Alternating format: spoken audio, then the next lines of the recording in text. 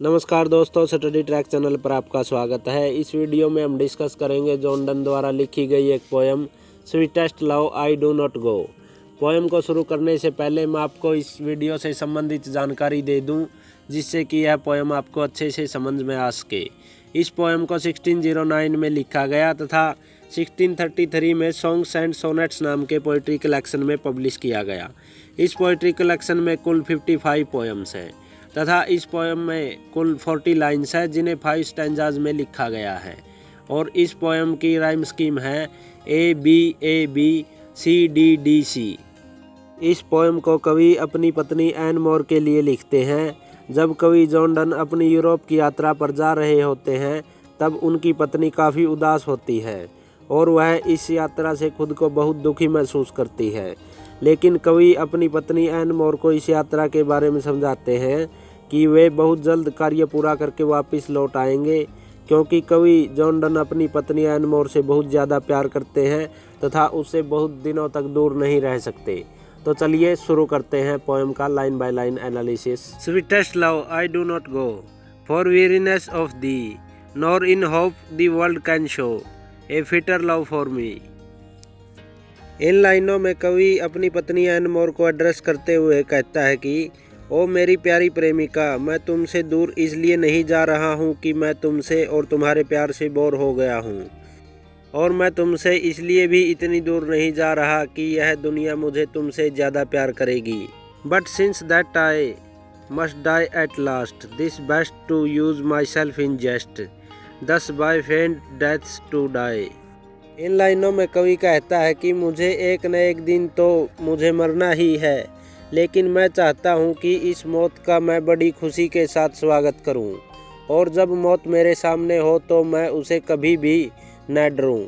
इन लाइनों में कवि कहना चाहता है कि उसकी प्रेमिका का सच्चा प्रेम ही कवि के लिए बहुत है, जो कवि को निडर व साहसी बनाता है, जिससे कवि को मौत का भी डर नहीं लगता।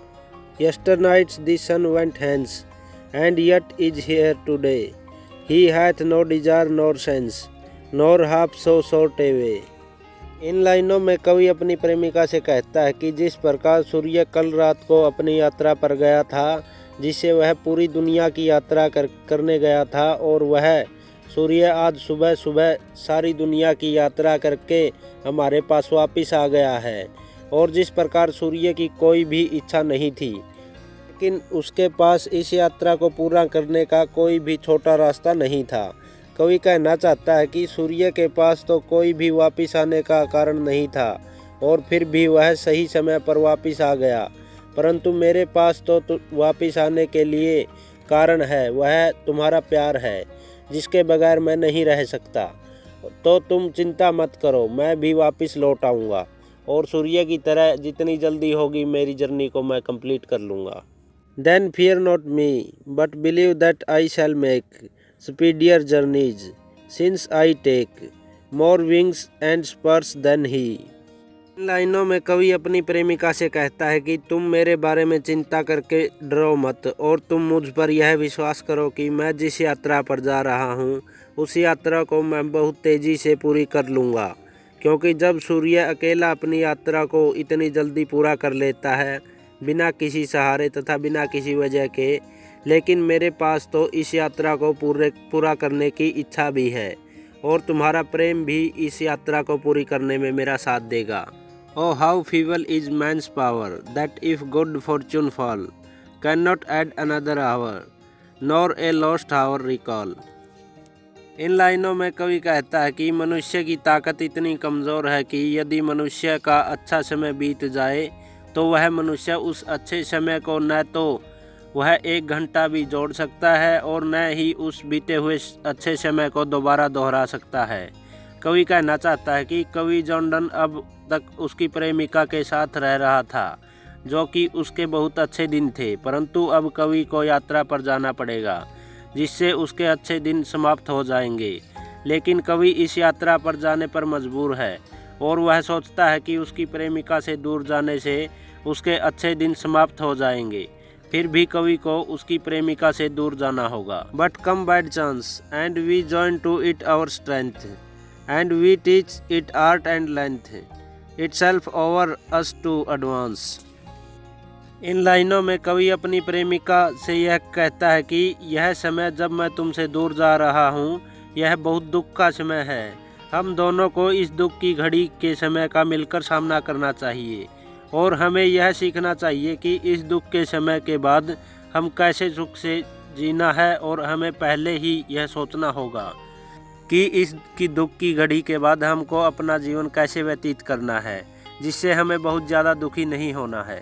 When thou sight not wind, but sight my soul away, when thou weepest unkindly kind, my life's blood doth decay। इन लाइनों में कवि अपनी प्रेमिका से कहता है कि जब तुम उदास होकर रोती हो तो मुझे ऐसा लगता है कि मेरी आत्मा मेरा शरीर छोड़कर दूर जा रही है, और तुम जब ज़्यादा रोती हो तो मुझे ऐसा लगता है कि मेरे शरीर का बल बर्बाद हो रहा है। और कवि कहना चाहता है कि उसकी प्रेमिका की उदासी कवि को मौत के समान लगती है, और जब यह उदासी बहुत ज़्यादा हो जाती है और उसकी प्रेमिका की आंखों में आंसू आ जाते हैं, तो इन आंसुओं से कवि को ऐसा लगता है कि उसके शरीर का ब्लड सारा खत्म हो गया हो। It cannot be that thou lovest me as thou sayest, if in thy my life thou waste, that art the best of me। इन लाइनों में कवि अपनी प्रेमिका से कहता है कि तुम्हारी उदासी के कारण जो दुख मुझे होता है वह नहीं होना चाहिए, क्योंकि तुम जैसा कहती हो कि तुम मुझसे बहुत प्यार करती हो, और इसलिए मेरी जो ज़िंदगी है वो सिर्फ़ तुम्हारे हाथों में है, और तुम मेरी इस लाइफ को यूँ उदास होकर ख़राब मत करो, जो कि मेरे लिए बहुत सही नहीं होगा। Let not thy divining heart forthink me any ill, destiny may take thy part, and may thy fears fulfill। इन लाइनों में कवि अपनी प्रेमिका से कहता है कि तुम अपने हार्ट को इतना दुखी न करो और इतना मत सोचो जिससे कि मैं बीमार हो जाऊं, और जो किस्मत है वह तो अपना कार्य करेगी, और इससे तुम्हें दुखी होने की ज़रूरत नहीं है। इन लाइनों में कवि कहना चाहता है कि जो किस्मत में लिखा है वही होगा, इससे तुम्हें अपने दिल को दुखी करने की ज़रूरत नहीं है। और कवि कहता है कि मैं अपनी यात्रा करके जल्द ही वापस लौट आऊँगा। But think that we are but turned aside to sleep, they who one another keep, alive near parted be. इन लाइनों में कवि अपनी प्रेमिका से कहता है कि तुम इतना मत सोचो कि अब हम बिछड़ रहे हैं, तुम यह सोचो कि हम दोनों एक ही बिस्तर पर सोए हुए हैं। और कवि कहता है कि जो दो प्यार करने वाले होते हैं वो एक दूसरे के दिल में रहते हैं, जो कभी भी अलग नहीं हो सकते। इसी के साथ यह पोएम कंप्लीट होती है। यदि आपको पोएम अच्छी लगी हो तो लाइक शेयर कमेंट ज़रूर करें, और ऐसी ही स्टडी रिलेटेड वीडियोज़ को देखने के लिए हमारे चैनल स्टडी ट्रैक को सब्सक्राइब कर लें, साथ ही बेल आइकन को ऑन कर दें जिससे कि हमारी वीडियोज़ का नोटिफिकेशन आपको मिल सके। धन्यवाद।